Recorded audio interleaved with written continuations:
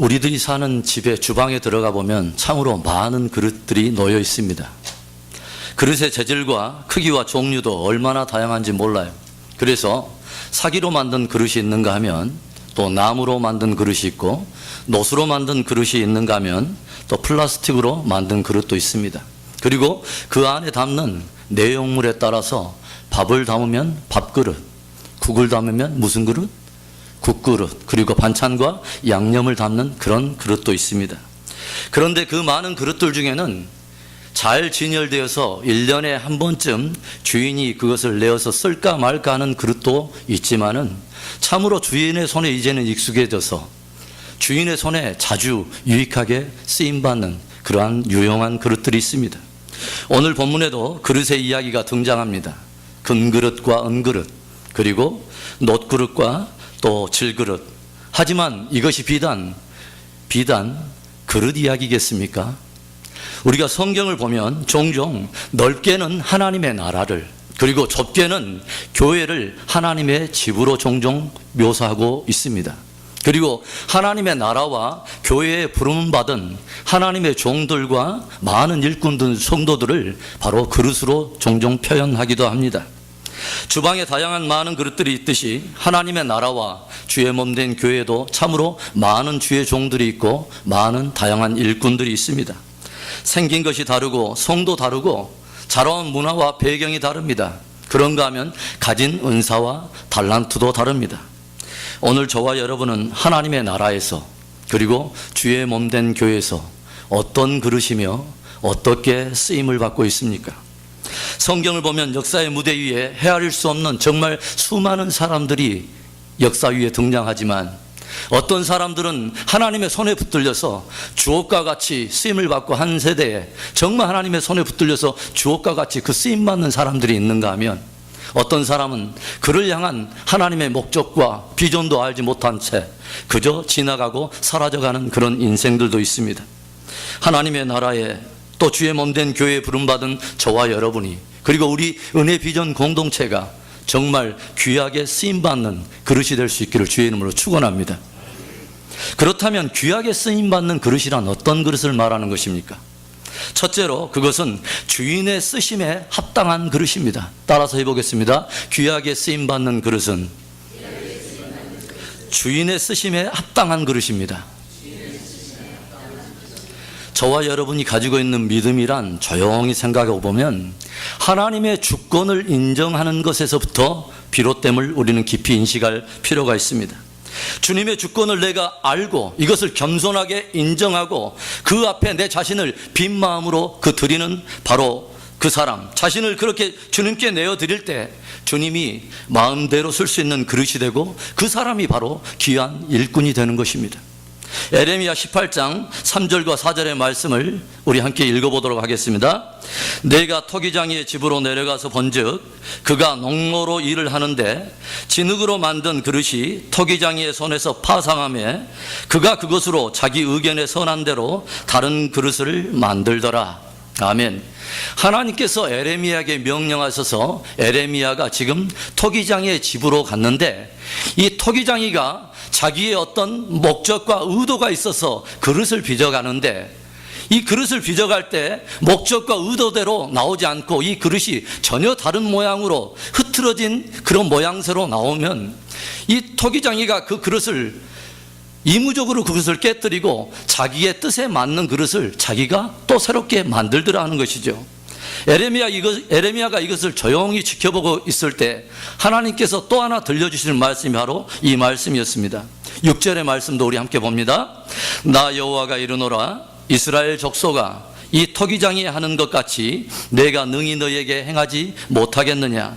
이스라엘 족속아, 진흙이 토기장이의 손에 있음같이 너희가 내 손에 있느니라. 아멘. 하나님께서는 특별한 목적이 있어서 이스라엘을 선택하시고 그들을 부르셨습니다.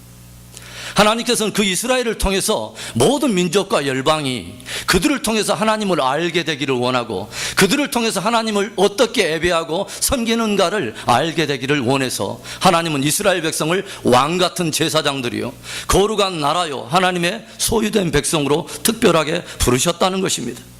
그런데 이스라엘 백성들이 하나님의 말씀을 청종하지 않고 그 말씀을 불순종하고 오히려 우상을 숭배하고 하나님을 등지면서 불순종하면서도 여전히 저들 안에는 우리는 하나님의 선택한 백성이야, 우리는 아브라함의 자손이야 라고 교만한 목을 하나님 앞에 높여 쳐들 때에 하나님께서 에레미야를 통해서 주신 말씀이 오늘 바로 토기장이와 그릇에 대한 비유의 말씀인 것이죠. 그릇이 주인의 뜻을 모르고 그 쓰심이 합당치 않을 때 얼마든지 주인의 뜻대로 깨트림과 같이 나 여호와도 하나님의 선민이라고 부르던 너희들조차도 내가 선택한 백성이지만 내 뜻에 계속해서 불순종하며 우상을 숭배하면서 뜻을 거스릴 때는 언제든지 나는 너희들을 깨뜨리고 또 다시 새로운 세대를 일으켜서 나에게 합당한 그릇을 예비해서 그들을 통해서 일을 하겠다는 말씀입니다. 우리가 성경의 역사를 통해서 알게 되는 것이 무엇입니까? 성경에 보면 수많은 대제국들이 일어나지만 그 열국이 일어나고 패하는 그러한 일들, 그리고 수많은 역사 위에 많은 인생들이 살아가지만 그 인생의 생사화복의 모든 주권이 하나님께 있다고 하는 것을 우리는 인정하게 되는 것이죠. 교회의 주인은 하나님이십니다. 우리들을 부르신 분이 바로 하나님이십니다. 예수 그리스도 아들의 핏값을 지불하고 저와 여러분을 사신 분이 바로 예수님이십니다. 주님이십니다. 왜 그분이 불렀을까요? 그분이 하실 목적과 뜻이 있기 때문에 저와 여러분을 부르신 것입니다. 그래서 진실로 참된 교회, 정말 십자가의 은혜를 아는 사람들은 나를 향한 주님의 뜻이 무엇인가를 먼저 묻고 그 뜻에 순종하게 되어 있습니다. 그릇은 당연히 주인이 쓰고자 하는 목적과 뜻이 있어서 주인이 만드는 거예요. 사도행전 9장 15절에 보면 사울을 부르실 때 우리가 잘 알듯이 이렇게 말씀하죠. 주께서 이르시되 가라, 이 사람은 내 이름을 이방인과 임금들과 이스라엘 자손들에게 전하기 위하여 택한 나의 그릇이라. 하나님께서 바울을 부르실 때 뭐라고 합니까? 이는 나의 택한 그릇이라고 말을 합니다. 사도 바울이 자신을 향한 하나님의 뜻을 알지 못할 때는 자기 나름대로는 하나님의 일을 한다고 하면서도 스스로도 하나님의 뜻과 대적해서 주님의 편에 반대편에 서서 일하는 조차도 몰랐습니다. 그릇은 그릇인데 주인의 뜻과 상관없는 그릇도 있고 주인의 뜻을 알고 주인의 기쁘심을 따라 쓰임받는 그릇이 있다는 것이죠. 사람을 세울 때 참으로 쓰기 어려운 사람이 있어요. 자기 뜻을 가지고 있는 사람이죠. 자기 뜻을 고집하는 사람이죠. 하나님의 주권을 인정하지 않고 하나님의 질서를 따라서 순종하지 않는 사람을 참 쓰기가 어렵습니다. 어떤 사람이 주인의 쓰기에 합당한 사람입니까? 주인을 기쁘게 하는 그릇입니다. 주인이 흡족한 마음으로 쓰는 그릇, 주인이 언제든지 손에 잡히는 대로 편하게 쓸 수 있는 그릇은 항상 주의 뜻 앞에 겸손히 빈 마음으로 주께서 쓰시겠다고 하면 내 자신을 겸손히 내어드릴 수 아는 그 빈 마음으로 드리는 참된 그 그릇을 하나님은 편하게 쓰실 수 있는 거예요. 우리가 수요일마다 에스더 이야기를 함께 나눴습니다. 페르시아 제국에 유대인들에게 위기가 찾아왔습니다. 하만이라고 하는 한 대적에 의해서 그가 막대한 권세를 주어지니까 이 권세를 힘입어서 하만이 그 바사 제국 안에 있는 모든 유대인들을 죽이려고 음모를 꾸밉니다. 그래서 제비를 뽑아서 한 날을 정하는데 아다롤 13일이 결정됩니다.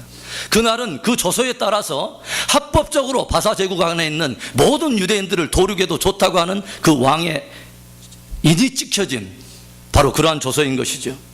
그런데 이때 모르드게와 온 유대인이 죄를 뒤집어 쓰고 하나님 앞에 구원을 간구하면서 금식하면서 기도합니다. 그런데 모든 백성들이 굵은 베옷을 입고 기도하고 하나님의 긍휼을 구할 때에 왕후인 에스더는 이 모든 위기 상황에 무디게 반응을 합니다. 이때 모르드게가 에스더에게 도전하는 말이 있습니다. 우리가 잘 알고 있는 말씀인데 에스더 4장 13절과 14절의 말씀 우리 함께 읽습니다. 모르드게가 그를 시켜 에스더에게 회답하되 너는 왕궁에 있으니 모든 유대인 중에 홀로 면하리라 생각지 말라. 이때 내가 만일 잠잠하여 말이 없으면 유다인은 다른 데로 말미암아 노임과 구원을 얻으려니와 너와 내 아비 집은 멸망하리라. 내가 왕후의 위를 얻은 것이 이때를 위함이 아닌지 누가 아느냐. 무슨 말입니까? 온 민족이 위기를 당하고 우리 민족에 드리워진 어두운 그림자가 있을 때에 네가 왕후의 자리에 있다고, 너 홀라 왕궁에 있다고 너는 홀로 면하리라 생각하지 말라는 것입니다. 만일 네가 잠잠하면 유다인은 하나님께서 다른 길을 내서라도, 다른 어떤 누군가를 통해서라도 구원을 이루시겠지만, 네가 이때 만일 잠잠한다면, 너는 이 특별한 부름에 무디게 반응하고 이것을 거부한다면, 너는 하나님의 구원의 특별한 목적 가운데서 너는 벗어나서 단 한 번도 하나님의 영광을 위해서 쓰임받지 못한 채 너는 그렇게 사라지게 될 거라고 하는 것이죠. 하나님의 영광스러운 비전에 단 한 번도 쓰임받지 못하고 그렇게 사라져버리는 사람. 그리고 그 뒤에 따라 나오는 말이 무엇입니까? 내가 왕후의 위를 얻은 것이 이때를 위함이 아닌지 누가 아느냐. 하나님께서 너에게 왕후의 위를 주신 것이 바로 이때를 위함인지 어떻게 네가 아느냐 하는 것이죠.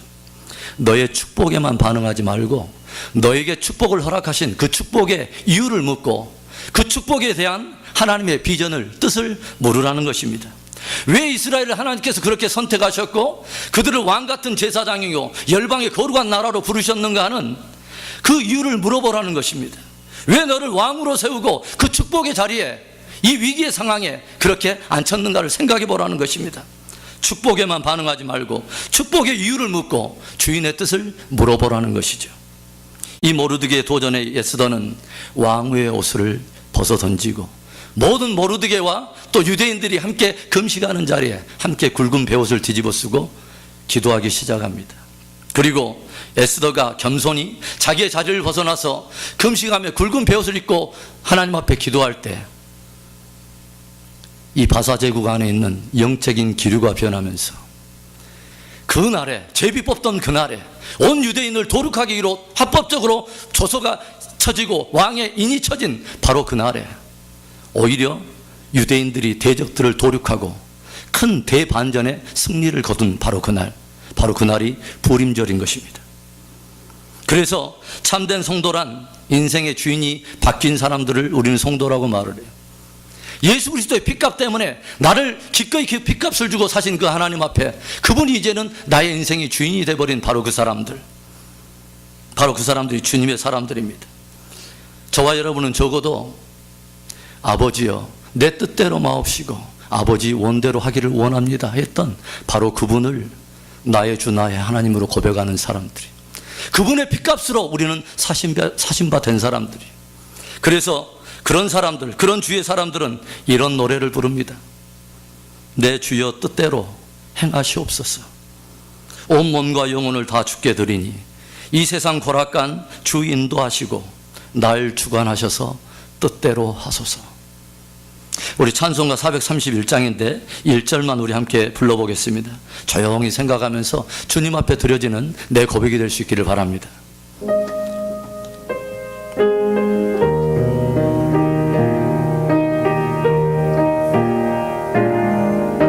내 주여 뜻대로, 내 주여 뜻대로 행하시옵소서. 온 몸과 영혼을 다 주께 드리니 이 세상 고락간 주 인도하.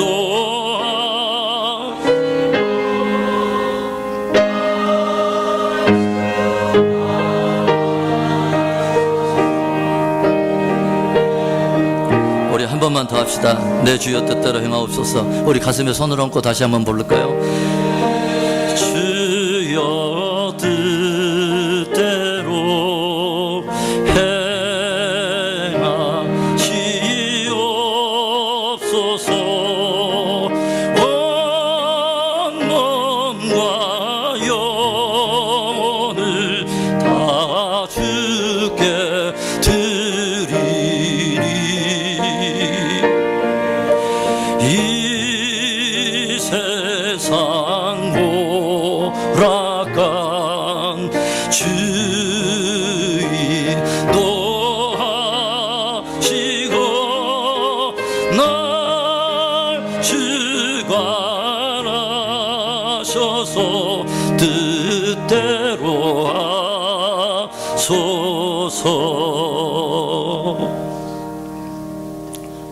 금그릇이든 은그릇이든 그건 문제가 되지 않아요. 재질이 문제가 아닙니다. 직분이 문제가 아니고 연륜이 문제가 아닙니다. 성이 문제가 아니라 나이가 문제가 아니에요. 주인이 언제든지 쓰실 수 있는 귀한 그릇은 주인의 마음에 합당해서 주인을 기쁘게 하는 그릇이 바로 귀하게 쓰임받는 그릇입니다. 저와 여러분이 늘 주님의 뜻을 물으며 그분의 뜻에 기쁘게 자신을 내어드림으로 참으로 귀하게 쓰임받는 저와 여러분 될 수 있기를 주의 이름으로 축원합니다. 귀하게 쓰임받는 그릇은 또 어떤 그릇입니까? 둘째로 깨끗한 그릇입니다. 우리 한번 따라서 합시다. 깨끗한 그릇입니다. 집안에서 여자분들이 살림할 때 저는 한 번도 아내가 저에게 밥을 내든 그리고 반찬을 내든 국을 내든 그 그릇에 먼지가 수북이 쌓인 그릇이라든가 안에 날벌레가 들어있는 그릇을 너 한번 먹어봐라 이렇게 하면서 닿는 적을 보지를 못했어요. 아무리 금그릇이어도 은그릇이어도 그 안에 먼지가 수북이 쌓여 있거나 그 안에가 더러우면 그 안에는 좋은 것을 담을 수가 없는 거예요. 하나님이 우리를 사용하실 때 어떤 사람을 사용하실까요? 깨끗한 그릇입니다. 깨끗한 그릇. 하나님은 사람들처럼 급하다고 아무나 불러다 쓰는 것은 아닙니다. 하나님은 거룩하시기 때문에 항상 거룩이 있는 곳에 역사하시는 깨끗하신 하나님이세요. 하나님의 백성들에게는 거룩이 능력이고 성결이 능력인 것을 깊이 인식할 필요가 있습니다. 여호수아의 군대들이 요단을 건너갑니다. 그리고 이제 요단을 건너갈 때 출애굽 1세대들 앞에 놓여있는 홍해를 가르셨던 그 하나님께서 모험액이 거두는 시기라 요단이 범람했음에도 불구하고 똑같이 홍해를 가르셨던 하나님께서 광야에서 일어난 세대를 위해서 요단을 가르셨던 그 하나님의 권능과 능력을 볼 때 이들의 사기란 것은 엄청 하늘을 찌를 만한 높은 사기였습니다. 그런데 이들이 그 여파를 몰아가지고 가나안 첫 성인 여리고 도성을 정복해서 들어가려고 할 때 하나님께서는 그 위기의 순간에 그 급한 바로 그 순간에 하나님께서 이스라엘 백성들에게 무엇을 요구한 줄 아십니까? 너희 가운데 할례를 행하라. 지금 적군들이 앞에 있고 여리고 평지에 이 많은 대군들이 지금 사기 충천했는데 하나님께서는 단숨에 밀어붙여가지고 여리고 도성을 얼마든지 물리칠 수 있을 것 같은 바로 그 순간에 하나님이 요구하시는 이상한 명령은 할례를 행하라는 거예요. 그래서 눈앞에 적군이 있는 가운데서 이들이 순종해서 할례를 행합니다. 그리고 이제는 할례 고통이 다 좀 여물 무렵에 다시 전열을 가다듬고서 다시 한번 나가려고 하는데 주님께서 또 무엇을 명령하십니까? 유월절을 지키라. 유월절을 지키라. 무엇을 우리에게 지금 말씀하시는 거예요? 우리에게 급한 일이 있고 하나님 앞에 중요한 일이 있다는 거예요. 우리는 이것이 급하다고 생각하고 승리를 우리는 주님 앞에 요구하면서 강조하는데 주님은 그것보다 훨씬 앞서서 우리에게 거룩을 요구하신다고 하는 것이죠. 거룩이 없다면 하나님의 백성들에게 승리는 없는 것입니다. 가나안의 전장, 오늘날 우리가 하나님의 나라의 모형인 이 가나안 땅을 향해서 우리가 천국의 순례 여정을 따라가면서 우리가 치러야 될 삶의 전쟁은 거룩의 전쟁이고 성결에 대한 전쟁인 것입니다. 하나님은 깨끗한 그릇을 쓰십니다. 가나안 첫 성인 여리고 도성이 난공불락의 그 성이었음에도 불구하고 하나님의 백성들이 순종해서 그 땅을 취했습니다. 그런데 그 다음 도성인 여리고 도성은 오히려 여리고 도성보다 훨씬 그 전세가 약하고 그 성이 작아 보이는 그 아이성을 그 접했을 때 오히려 이스라엘 백성들은 거기에서 패배하고 말았습니다. 그 이유가 무엇입니까? 바로 한 사람 아간이 많은 사람 모르게 자기의 장막 안에 신할산 외투 한 벌과 은, 금 덩어리 조금을 일부를 자기 장막에 숨긴 바로 그 까닭이 아닙니까? 하나님께서는 얼마든지 그 작은 거 하나라면 그 이스라엘 진 가운데 한 사람이 가지고 있는 작은 어떠한 그런 거라면 얼마든지 묵과하시면서 그 모든 사람들에게 승리를 주실 법도 한데 하나님은 그것을 결코 간과하지 않으시더라 하는 것이죠. 오늘 우리들 안에 오늘 이 세상 가운데 놓여있는 이 교회를 향해서 이 세상이 요구하고 하나님이 요구하고 바로 그런 요구하는 것이 무엇이라고 생각하십니까? 교회가 깨끗하기를 원하는 것이죠. 성도들이 깨끗하기를 원하시는 거죠. 하나님은 거룩한 곳에 역사하시는 거룩하신 하나님이기 때문에 그렇습니다. 우리 여호수아 3장 5절 말씀 우리 한번 읽어보겠습니다. 시작. 여호수아가 또 백성에게 이르되 너희는 스스로 성결케 하라. 여호와께서 너희 가운데 기사를 행하시리라. 약속의 땅을 취하기 위해서 요단을 건너기 전에 하나님께서 여호수아에게 주신 말씀이에요. 너희는 성결케 하라. 여호와께서 너희 가운데 기사를 행하시리라. 내일의 기적을 너희가 원하는가? 오늘의 성결을 준비하라. 내일의 부흥을 원하는가? 오늘의 거룩을 준비하라. 하나님은 깨끗한 그릇을 사용합니다. 하나님의 마음에 합했던 그 다윗, 전쟁마다 나가면 백전백승했던 그 영광스럽게 쓰임받았던 그 다윗이 우리아의 아내인 밧세바와 동침함으로 인해서 범죄하게 되고, 이를 인해서 전장 가운데 우리아를 내보내서 그를 죽게 만드는 그 범죄를 하게 되죠. 이때 이것을 가지고 나단 선지자가 와서 그를 책망할 때 다윗은, 하나님의 사람 다윗은 눈물로 주야로 눈물을 흘리면서 하나님 앞에 회개하고 다시 용서와 그 죄사함을 받습니다. 하나님께서는 다윗을 용서해 주시고 그의 남은 삶을 이전보다 훨씬 더 영화롭게 하시고 훨씬 더 보배롭게 사용해 주셨습니다. 그 다윗이 그 거룩과 성결의 중요함을 철저하게 깨닫고 나서 고백하는 말이 바로 시편 24편에 기록되어 있습니다. 24편 3절과 4절에 우리 말씀 우리 함께 읽어봅니다. 시작. 여호와의 산에 오를 자가 누구며 그의 거룩한 곳에 설 자가 누구인가? 곧 손이 깨끗하며 마음이 청결하며 뜻을 허탄한 데 두지 아니하며 거짓 맹세하지 아니하는 자로다. 아멘. 여호와의 성산에 거할 자가 누구냐?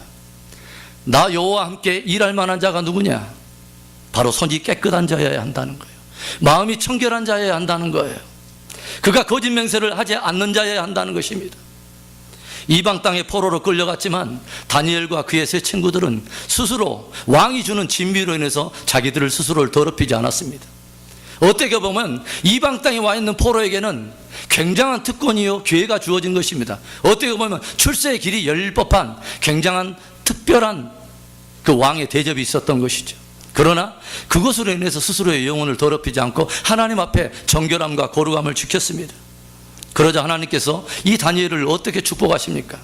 그에게는 다른 사람들이 알지 못하는 몽조와 이상과 환상을 깨달아가는 은혜의 능력을 주시고, 그 누구에도 허락하지 않았던 인류의 역사의 모든 하나님께서 구속을 어떻게 펼쳐가실 건가 하는 인류의 마지막에 나타날, 끝에 나타날 모든 영광까지 그 사람에게 모두 열어주셔서 내 왕조에 왕들이 계속 갈리는 그런 상황 속에서도 다니엘만큼은 늘 푸르게 국무총리, 총리의 자리에서 하나님 앞에서 하나님이 높여주셔서 그를 쓰신 것이죠. 사랑하는 성도 여러분, 교회와 성도의 능력은 거룩이며 성결에 있습니다. 저와 여러분이 깨끗한 그릇으로 하나님 앞에 귀하게 쓰임받는 그릇 되기를 주의 이름으로 축원합니다. 귀하게 쓰임받는 그릇은 또 어떤 그릇입니까? 마지막 세 번째로 준비된 그릇입니다. 따라서 해보겠습니다. 준비된 그릇입니다. 하나님께서는 어떤 일을 행하실 때 그냥 쓰시는 법이 없어요. 하나님은 준비가 되지 않는 그릇을 절대로 쓰지 않습니다. 그래서 하나님은 하나님의 사람으로서 어떠한 때를 겨냥해서 어떤 사람을 세우고자 할 때는 기나긴 광야라고 하는 시간을 꼭 통과하게 만드십니다. 폴란드 출생으로 미국에서 활동하던 세계적인 피아니스트 한 사람이 있었습니다. 그 사람의 이름이 루빈스타인이라고 하는 한 사람인데 1900년도 초반에 미국에서 활동했던 유명한 피아니스트예요. 그런데 이 사람이 동경에서 연주회를 하고 있을 때 한국에서 한국일보 이 사장이 한 특파원을 보내가지고 이 루빈스타인을 청빙해서 우리나라에서도 최초로 한번 이 콘서트를 열어보자 해가지고 그 사람에게 컨택해가지고 그 사람이 결국 이제 한국에 와서 콘서트를 열게 됩니다. 그런데 우리나라는 그때만 해도 이 피아노가 굉장히 희귀할 때고 그것을 본 사람도 거의 없을 정도로 아주 희귀했던 때죠. 어떤 곳에서 어떻게 이 콘서트를 준비해야 될 것인가 하는가 많은 고민을 하던 끝에 결국은 이화여대 강당에서 이 콘서트를 열게 됩니다. 그리고 이제 이 콘서트를 열기 전에 며칠 전에 이 사람이 준비하려고 와서 이 피아노를 두드려 보는데 몇 번 쳐보더니 이 사람이 얼굴을 찡그리면서 I cannot, 나는 할 수 없다고 말을 합니다. 이유를 물어보니까 악기를 이렇게 옮기면서 이 사람들이 피아노에 대한 어떤 지식이 없으니까 피아노 조율이 다 흐트러져 버린 것입니다. 그래서 부랴부랴 일본 땅까지 사람을 보내가지고 그 피아노 전문 조율사를 붙여가지고 또 이 조율을 끝내죠. 그랬더니 이 사람이 또 다시 그 연주하기 이틀 전에 연주를 하러 갔는데 마치 그 시간대가 보니까 우리 교회처럼 기차가 지나가는 시간이에요. 그러니까 이 사람이 내가 연주할 때 기차가 지나가면 절대로 안 된다고 이 사람들한테 요청을 하니까 그 시간에 신촌 구간에 기차를 정지시켜 놓고 처음으로 이 콘서트를 여는 아름다운 일이 있었습니다. 음악가들은 자기가 연주할 악기를 굉장히 중요하게 생각하고 아무 악기나 가지고 연주하지는 절대로 않습니다. 사람이 그럴진데 정확 무호하신 하나님께서 그의 정확한 구속의 역사를 이루기 위해서 사람을 세우고 폐할 때 하나님이 아무나 쓰시겠습니까? 하나님은 반드시 준비를 시키시고 그 사람을 쓰신다고 하는 것이죠. 사람들은 광야의 시간을 싫어해요. 광야 없이 영광의 자리에 쓰임받으려고 합니다. 여러분, 사울과 다윗의 차이가 어디에 있는지 아십니까? 다윗은 하나님의 사람으로 쓰임받기 위해서 어렸을 때부터 광야의 훈련을 받습니다. 아무도 보지 않는 곳에서 고독을 경험해요.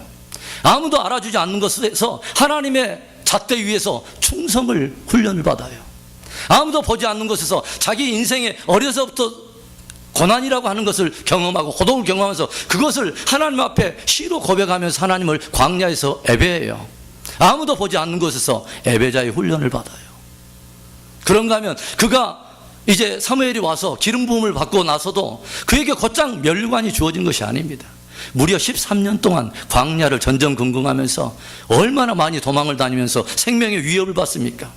그런데 이 광야를 통과하면서 다윗은 결코 왕궁에서 배울 수 없는 엄청난 왕의 영성을 배웁니다. 그것은 다스림이나 통치의 영성이 아니라 정말 가난하고 도망한 자들의 심령을 알게 되고 정말 원통한 자, 정말 억울한 자, 이 사람들을 향한 긍휼의 마음을 품게 됩니다. 13년의 광야를 지나고 날 때 그 주변에는 똑같이 함께 광야에서 어려움과 고통을 당하고 억울함을 겪었던 그 약한 자들, 빚진 자들이 그의 든든한 군대로 함께 일어서는 것을 우리는 보게 됩니다. 그리고 그 광야에서 약한 나를 발견하고 이 약한 나를 들어서 강하게 하시고 약한 나에게 모든 것을 공급해 주시고 나를 보호해 주시고 원수의 대적에서 대적의 눈앞에서 내게 기름을 부으시는 그 승리를 주시는 그 하나님을 경험하면서 하나님을 더 의지하게 되는 그러한 훈련을 받습니다. 하나님은 마침내 그가 준비되었을 때 모든 이스라엘의 열왕 가운데 온 이스라엘 백성들이 가장 존경하는 이스라엘의 성군으로서 다윗을 높여주시고 그를 써주시는 것이죠. 오늘 여러분의 삶에 혹시 연단이 있습니까? 혹시 훈련이 있습니까? 기뻐하시기 바랍니다.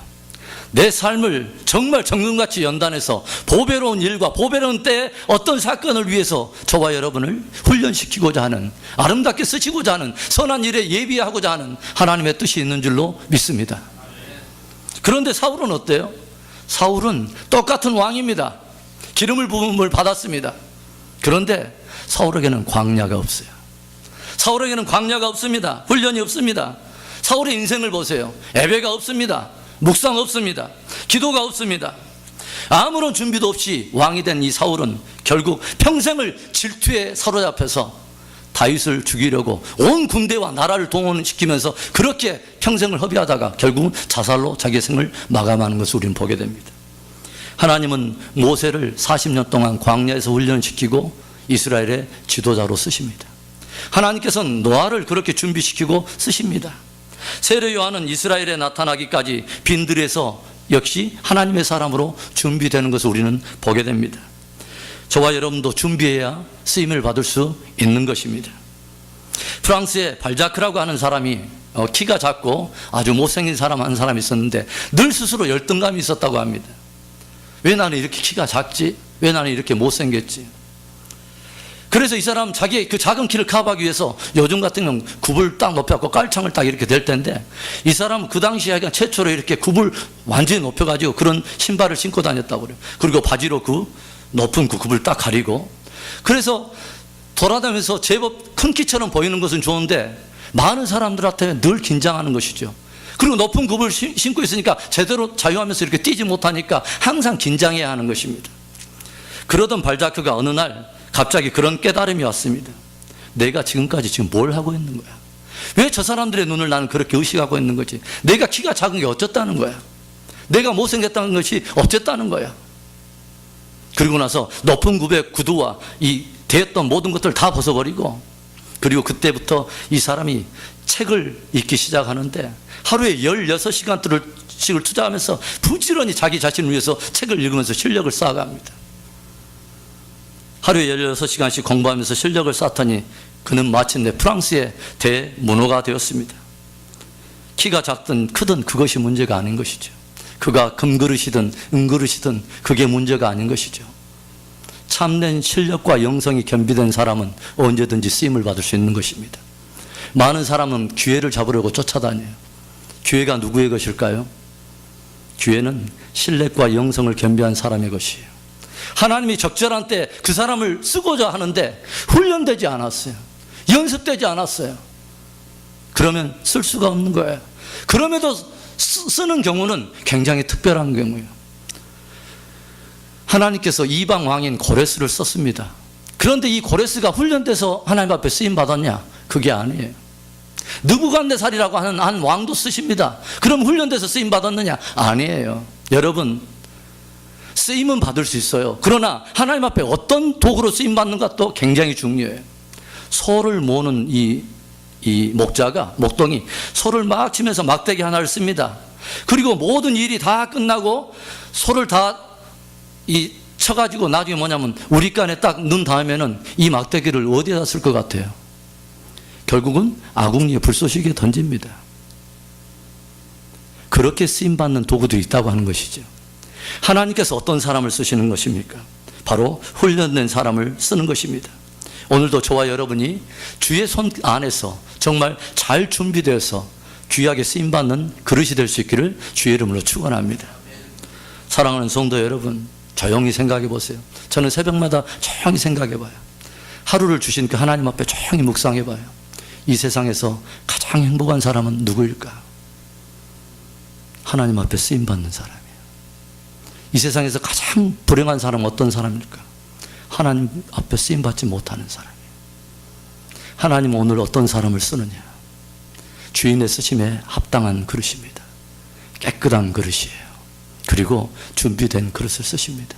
저와 여러분이 또 우리 교회가 정말 하나님이 쓰시기에 그 합당한 그릇이 되고 깨끗한 그릇이 되고 예비된 그릇이 되어서 한 시대에 하나님의 영광을 높여드리는 멋진 도구가 될 수 있기를 주의 이름으로 축원합니다. 기도하겠습니다.